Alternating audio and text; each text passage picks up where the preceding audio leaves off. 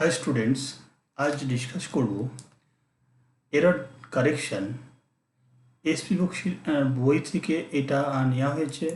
Revision exercise এ এখানে 25 error correction আছে, যেটা তোমাদের আপকামিং পরীক্ষার জন্য খুবই গুরুত্বপূর্ণ। সেখানে আনসারগুলো শুধু দেওয়া ছিল, কিন্তু তোমাদের ব্যাখ্যাটা অনেক সময় দরকার পড়ে অনেকের, আর বুঝতে একটু অসুবিধা হয়। সেই জন্য এই ব্যাখ্যাগুলো করে দেওয়া হয়েছে। আশা করি তোমাদের কাজে লাগবে। ওকে,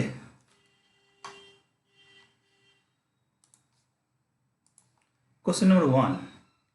Another baffling change that I notice in it nowadays is that he avoids to speak to me.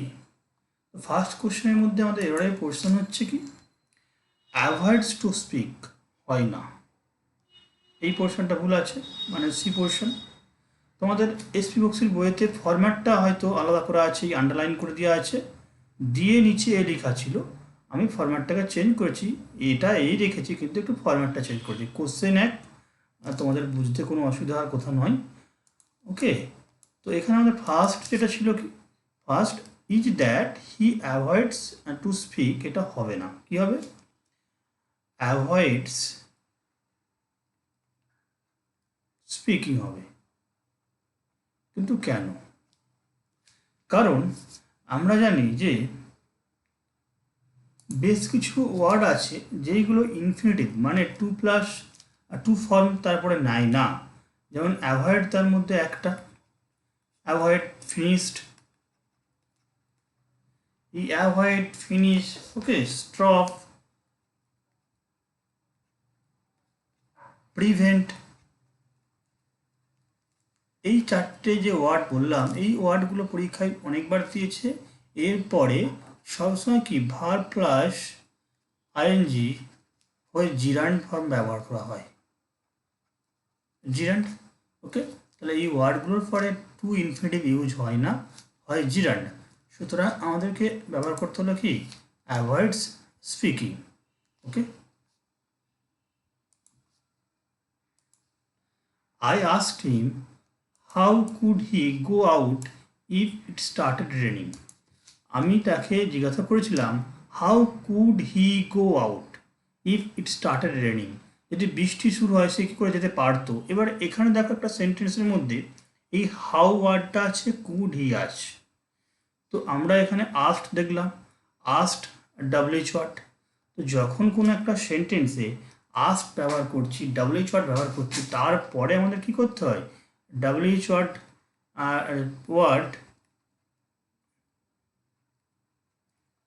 Plus subject প্রথমে হয়, তারপরে মোডাল বা বিভার্ব হয়।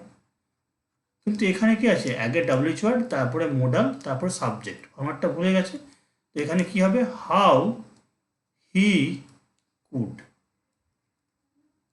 ওকে,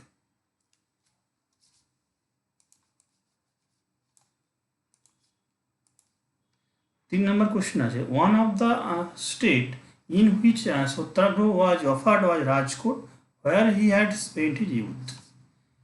এখানে প্রথম টার্মতেই ভুল আছে, ওয়ান অফ দ্য স্টেটস হবে, এখানে একটা এস হবে। তাহলে এটা ভুল পড়ছে, কারণ আমরা ওয়ান অফের পরে সবসময় বহু বচন ব্যবহার করি, one of. Okay, one of the boys, ছেলেগুলির মধ্যে একজন, তাহলে রাজ্যগুলির মধ্যে একটা, যেটার মধ্যে সত্যাগ্রহ কী ছিল, was offered was Rajkot where he had spent his youth. তাহলে এই টার্মটা পুরোটা সম্পূর্ণ ভুল, এখানে স্টেটস হবে। One of the boys, one of the poets, এই টার্মটা কিন্তু সবসময় ইউজ হয়, ওয়ান অফ টার্মটার পরেই বহু বচন। এর মানেটা কি, এটা মনে হচ্ছে অনেকগুলোর মধ্যে একটাকে বোঝানো হয়ে থাকে। Hardly the inspector had arrived there. Hardly the inspector had arrived there to investigate the crime when the house was set ablaze. তো এখানে আমাদের একটা নতুন টার্ম পেলাম, অ্যাবলেজ। এটা মানে হচ্ছে বার্নিং সেন্স, এটা মানে হচ্ছে বার্নিং। তাহলে এখানে হার্ডলির সঙ্গে আমরা কি জানি, হোয়েন ইউজ হয়, ঠিক আছে, কনস্ট্রাকশন ঠিক আছে, কিন্তু হার্ডলির পরে আমাদের হ্যাড ব্যবহার করতে হয়, হার্ডলি হ্যাড সাবজেক্ট। তাহলে কি আমরা জানি কি হার্ডলির পরে hardly plus had plus subject, কিন্তু এখানে কি হয়েছে হার্ডলি আর সাবজেক্ট হ্যাড, ভুলে গেছে, তো এটা সাজাতে হবে হার্ডলি হ্যাড দ্য ইন্সপেক্টর। কি বললাম? Hardly had the inspector arrive there, এটা আনসার হবে।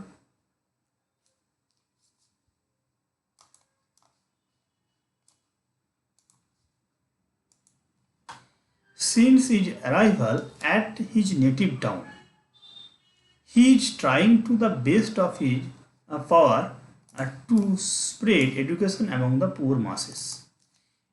এখানে সিন্স যে সেন্টেন্সটা শুরু হয়েছে, his arrival at his native town, তার শহরে পৌঁছানো থেকে he is trying to the best of his power, সে আপ্রাণ চেষ্টা করছিল তার ক্ষমতার কী করতে, টু স্প্রেড এডুকেশন, শিক্ষার বিস্তার করতে। তো এখানে হি ইজ ট্রাইংটা আছে। আমরা জানি ফর বা সিন্সের সঙ্গে কী আবার হয় বলো? ফর বা সিন্স হলে পারফেক্ট কন্টিনিউয়াস। তাহলে এখানে ইজটা ভুল, এখানে কি হবে? Has been trying. Okay, has been trying.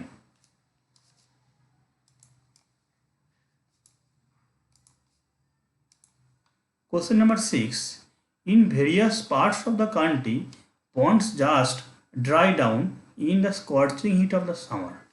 এখানে বলতে চাইছে যে দেশের বিভিন্ন প্রান্তে পুকুর শুকিয়ে যাচ্ছে প্রচণ্ড গ্রীষ্মের তাপের কারণে। স্কর্চিং হিট বলা যায় সামার, গ্রীষ্মের দাবদাহে যদি বলা হয়ে থাকে। তো এখানে ড্রাই ডাউন টার্মটা ভুল আছে, বি পোর্শনে ভুল। অ্যাকচুয়ালি ড্রাই ডাউন মানে শুকনো হয়ে নিচের দিকে এরকম কোনো টার্ম নেই, ড্রাই আপ। ওকে, মানে শুকনো যায়, পুকুর শুকনো হয়ে যাচ্ছে। তো এখানে আমাদের সব থেকে বেস্ট হচ্ছে ড্রাই আপ ইউজ করা। তাহলে ponds just dry up in the scorching heat of summer, তাহলে আমরা ইউজ করবো কি ড্রাই আপ, ডাউনটা হবে না।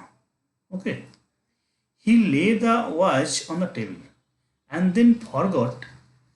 Question number 7।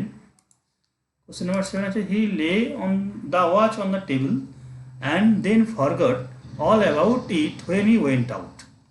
তো এখানে কি আছে? তা হি লে, এই পোর্শনটা ভুল আছে, কারণ সেকেন্ড পোর্শনটা দেখো ফরগট মানে কি V2-তে আছে, মানে পাস্ট টেন্স। এই পোর্শনটা যদি পাস্ট টেন্স থাকে তাহলে প্রথমটাও নিশ্চয়ই পাস্টেরই ঘটনা বলছে, এখানেও পাস্ট। সুতরাং এখানে কি হওয়া উচিত? এখানে লেট, সে রেখেছিল ঘড়িটা টেবিলের উপরে। ওকে, লেট V2-তে তোমাকে ট্রান্সফার করতে হবে পাস্ট টেন্স, তবে তোমার সেন্টেন্স মিনিংফুল হবে।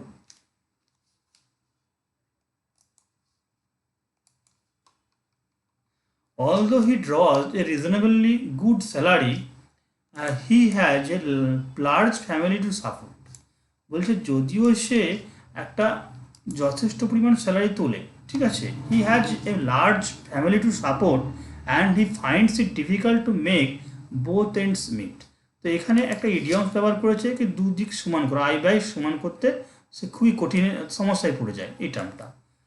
তো এখানে অলদো দিয়ে সেন্টেন্সটা শুরু হয়েছে, although he ড্রজ A reasonably good salary. তো এখানে আনসারটা হচ্ছে নো এরর। তো তোমাদের অনেক ক্ষেত্রে বিভিন্ন পরীক্ষার সেটে দেখা গেছে যে অলদোর সঙ্গে তোমরা কি ইউজ করো? অলদোর সঙ্গে তোমরা ইউজ করো ইয়েট। ওকে, অলদোর সঙ্গে ইয়েট ব্যবহার হয়, কিন্তু পরীক্ষা হলে এটা আমরা দেখেছি যে ইয়েটকে ব্যবহার করলেও ঠিক হয়, আবার না করলেও কিন্তু কোনো অসুবিধে হয় না, দুভাবেই লেখা যায়। সুতরাং এটাকে আমরা নো এররের জায়গায় রাখছি। ইমপ্রুভমেন্টের ক্ষেত্রে তোমাকে যদি অপশান দেয় যে ইয়েট অপশান দিয়েছে, তখন তুমি সেটা বেছে নেবে। এরর ফ্র্যাকশনের ক্ষেত্রে তুমি যদি ইয়েট না ব্যবহার করো, তুমি সেটা নো এররের পর্যায়ে ফেলতে পারো। While it is apparent that biotechnology offers significant benefits, adequate attention has not been focused to this vital area. তো এখানে while it is apparent that biotechnology offers significant benefits, adequate attention has not been focused, এই ফোকাসডের পরে two ব্যবহার হয় না। কি হয় বলো? ফোকাসডের পরে অন প্রিপোজিশন বসে, অ্যাপ্রোপ্রিয়েট প্রিপোজিশন হিসাবে অন বসে। ওকে,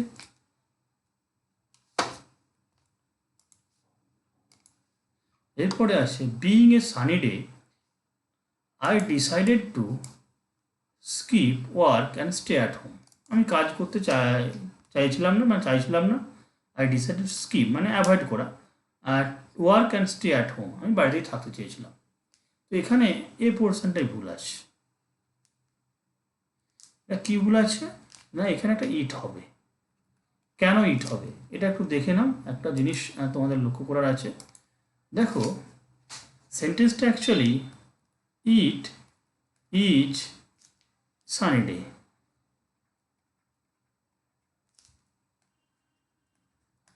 তারপরে তোমাদের যে কোশ্চেনটা ছিল it is Sunny day, I decided two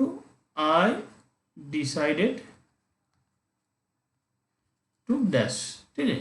তো দেখো এখানে দুটো সেন্টেন্সের মধ্যে দুটো সাবজেক্ট আছে, এটা একটা সাবজেক্ট আই, এখানে ইন্ট্রোডাক্টরি ইট আছে। তো যখন ইজ আছে, যখন আমাদের এরকম সেন্টেন্স দেয় মানে হইয়া যাইয়া এরকম সেন্স আসে, তো আমরা যখন এই অ্যামিজার ওয়াজার থাকে সেটা থেকে আমরা বিং ট্রান্সফার করি, বিং করি, ঠিক আছে। বাকি এখানে একটা কোমা দিয়ে পুরো হুবহু সেম রেখে দেওয়া হবে। যদি দুটো সাবজেক্ট আলাদা হয় তাহলে ইটটা এখানে থেকে যায়, দুটো সাবজেক্ট থেকে যাবে। যদি সেম সাবজেক্ট হয়, যেমন হি ইজ, ঠিক আছে, লেবোরিয়াস, সে পরিশ্রমী, ঠিক আছে। হি হ্যাজ নো সাফারিং, তার কোনো, সে পরিশ্রমী, তার কোনো কষ্ট নেই, যন্ত্রণাও নেই, হ্যাজ নো সাফারিং। তো এখানে একটা টার্ম দেখো, এখানেও হি সাবজেক্ট, এখানেও হি সাবজেক্ট। তো এখানে আমরা বিইং লেবোরিয়াসটা ইউজ করতে পারি বলে হুবহু লিখতে পারি। তখন এই প্রথমটা আর লেখার দরকার পড়ে না, দ্বিতীয়টাকে লিখলেই কোনো অসুবিধা হয়। ওকে, তো এখানে যেহেতু দুটো আলাদা সাবজেক্ট ছিল আমাকে ইটটা দিতে হবে, ইট বিইং এ সানিড হবে। উই হ্যাড, 11 নম্বর বলছি, we had to cancel our trip to Delhi because when we reach the railway station the train late. এখন এখানে হ্যাড দিয়ে শুরু হয়েছিল সেন্টেন্স, এখানে হোয়েন আছে, একটা ভি2 আছে, একই সেন্টেন্সের মধ্যে দুটো পাস্ট টেন্স থাকলে আমরা একটা কী করি, পাস্ট পারফেক্ট করি। তাহলে এখানে কী হবে, হ্যাড লেফট। একই সেন্টেন্স, এটা একটা সেন্টেন্সের মধ্যে দুটো সেন্টেন্সের যে জয়েন করা হয়েছে, যখন আমরা পৌঁছেছিলাম স্টেশনে আর ট্রেনটা ছেড়ে গিয়েছিল। তো এই পোর্শনটাকে আমরা কী করব, হ্যাড লেফট মানে পাস্ট পারফেক্ট ইউজ করব। ওকে,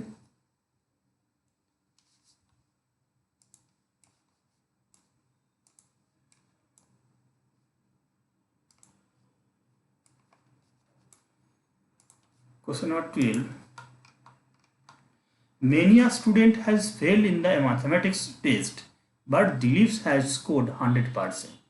তো এখানে স্কোর্ড ওয়ার্ডটা আছে, তো অনেকেই কী হয়েছিল, ফেল করেছিল ম্যাথমেটিক্সে, কিন্তু দিলীপ স্কোর করেছিল 100%। স্কোর্ড ওয়ার্ডটা আছে বলে এখানে স্কোর ফুল মার্কস ওয়ার্ডটা ইউজ করা উচিত, ফুল মার্কস ওয়ার্ডটা ইউজ করা উচিত।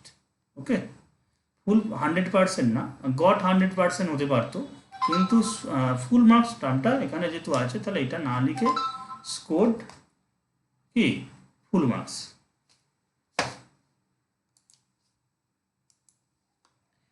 The general with over 100 officers and soldiers so have surrendered to the Indian troops who are patrolling the valley. এখানে দেখো দ্য জেনারেল উইথ দিয়ে টার্মটা যোগ করা হয়েছে, the general with over 100 officers and soldiers. সুতরাং এখানে আমাদের কি হবে, এটা হ্যাজ হবে, হ্যাজ সারেন্ডার। কারণ কি আমরা জানি along with, addition to, as well as, এইগুলো দিয়ে দুটো সাবজেক্ট জয়েন করলে আমরা ভার্ব ব্যবহার অ্যাকর্ডিং টু ফার্স্ট ওয়ান, এটা ফার্স্ট সাবজেক্ট। তো এই ফার্স্ট সাবজেক্ট দেখে আমরা কি করব, ভার্ব বসাবো। ওকে, কোশ্চেন নাম্বার 14.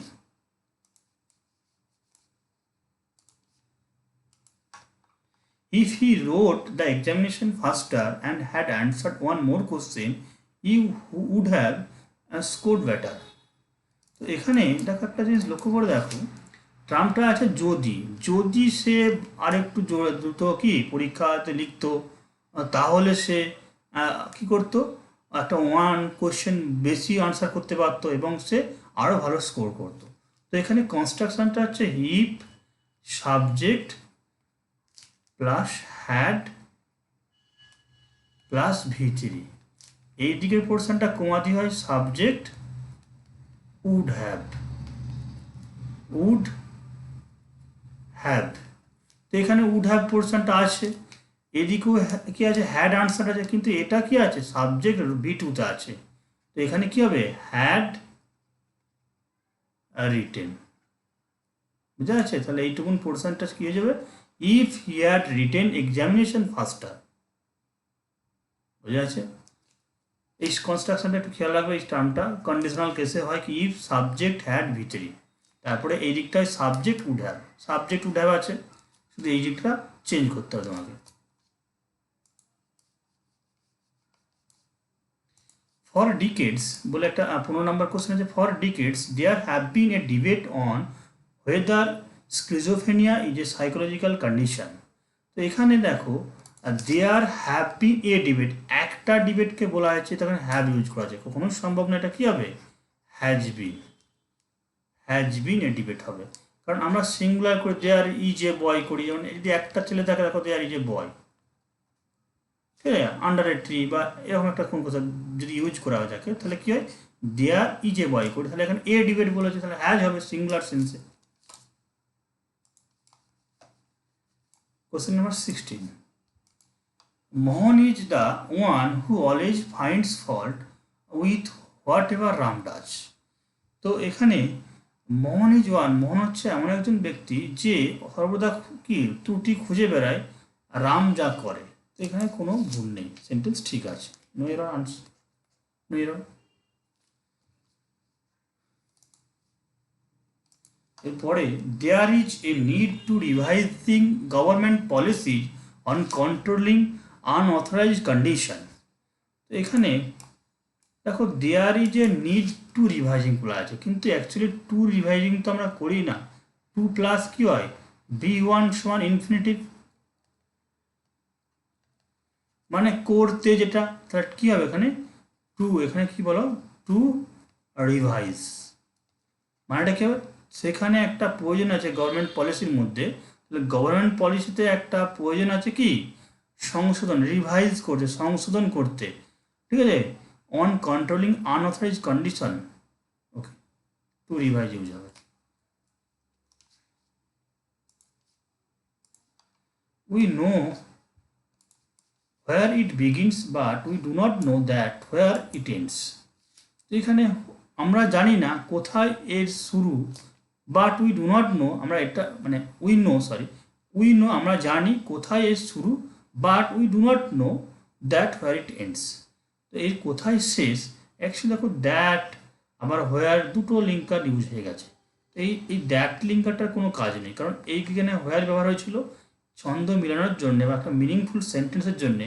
উই নো আমরা জানি কোথায় এর শুরু, but we do not know কোথায় এর শেষ, তাহলে এখানে কোথায় সেন্সে কী হবে হোয়ারটা মানানসই, নট দ্যাট।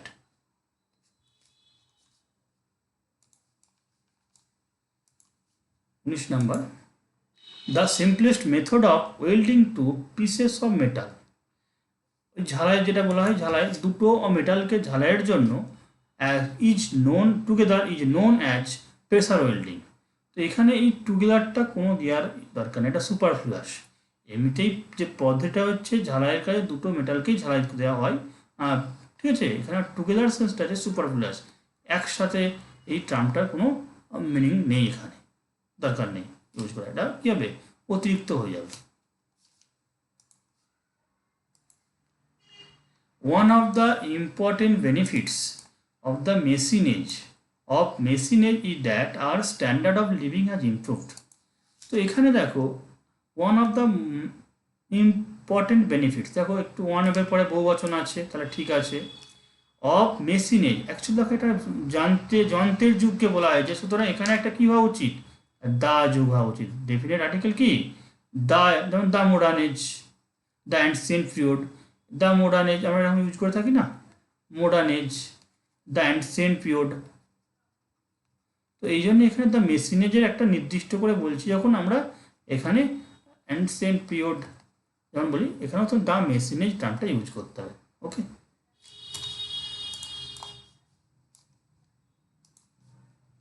নেক্সট দেখো 21 নাম্বার আছে, there is a sense, there is sense of urgency in locating alternative source of water to augment। এই অগমেন্ট মানে হচ্ছে ইনক্রিজ করা, অগমেন্ট মানে কি, ইনক্রিজ, এটা একটু মানেটা জেনে রাখবে, ইনক্রিজ সেন্স। দা, এটা মানে হচ্ছে reduce. There is sense of urgency in locating alternative source of water, ঠিক আছে, একটা কি দরকার আছে, প্রয়োজনীয়তা আছে, আর্জেন্সি আছে, কিসের ক্ষেত্রে, বিকল্প জলের সন্ধান, টু ইনক্রিজ, বৃদ্ধি করতে, দ্য রিডিউসিং সাপ্লাই, যেভাবে সাপ্লাইটা কমে গেছে এটা বৃদ্ধি করার জন্য একটা অল্টারনেটিভ সোর্সের দরকার আছে। তো এখানে দেয়ার ইজ সেন্স হয় না, দেয়ার ইজ এ সেন্স হয়, একটা আর্টিকেল এ ইউজ হয়ে থাকে। যেমন দেয়ার ইজ এ ওয়ে, মানে ইজ এ ওয়ে ইউজ করে থাকি না, যখন একটা আর্টিকেল ইউজ করে থাকি স্পেসিফিকভাবে ইন্ডিপেন্ডেন্ট আর্টিকেল ইউজ করে থাকছি, a way, there is a sense.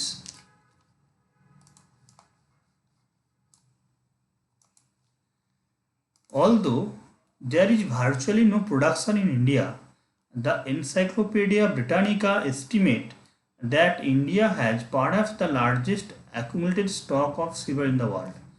তো এখানে দেখো এনসাইক্লোপিডিয়া ব্রিটানিকা এস্টিমেট, তাহলে এই encyclopaedia Britannica third person singular নাগার হলে কী হবে, একটা এস যোগ হবে, এস্টিমেটস হবে।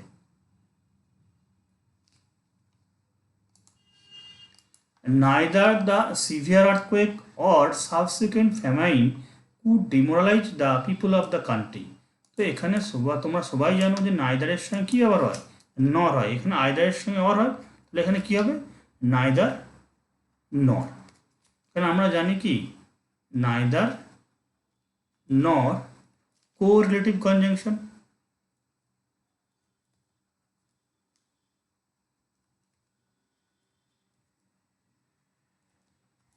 বুঝে গেছে, পেয়ারে পেয়ারে বসে আইদার অর নাইদার নর, not only but also। As soon as I shall reach New Delhi, I shall send you the file you have asked for। তো দেখো এখানে দুটো ফিউচার সেন্স আছে, আই শ্যাল রিচ, যখন আমি যে ঠিক আছে যেই না মাত্র আমি দিল্লি পৌঁছাবো, তাহলে পৌঁছাবো, ফিউচারে কাজটা হবে। আই শ্যাল সেন্ড ইউ, এটাও আমি তোমাকে পাঠাবো, ফিউচার হবে। তো আমাদের একটা রুলস আছে টেন্সে, যে দুটো কাজ যদি ভবিষ্যতে হয়, ঠিক আছে, আমরা ফার্স্ট কন্ডিশন যেটা ফার্স্টের কাজটাকে কী হয়, সিম্পল প্রেজেন্ট, মানে ভি ওয়ানে লিখতে পারি সিম্পল প্রেজেন্ট। তাহলে কী হবে, শ্যালটা ইউজ হবে না, I reach New Delhi, as soon as I reach New Delhi, শ্যালের কোনো ইউজ হবে না।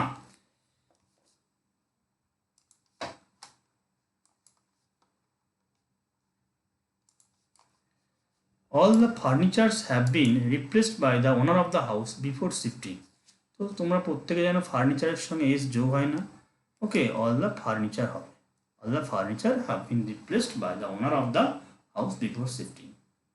ওকে, ফার্নিচারের সঙ্গে এইচ হয় না, ইনফরমেশনের সঙ্গে এইচ হয় না, ঠিক আছে।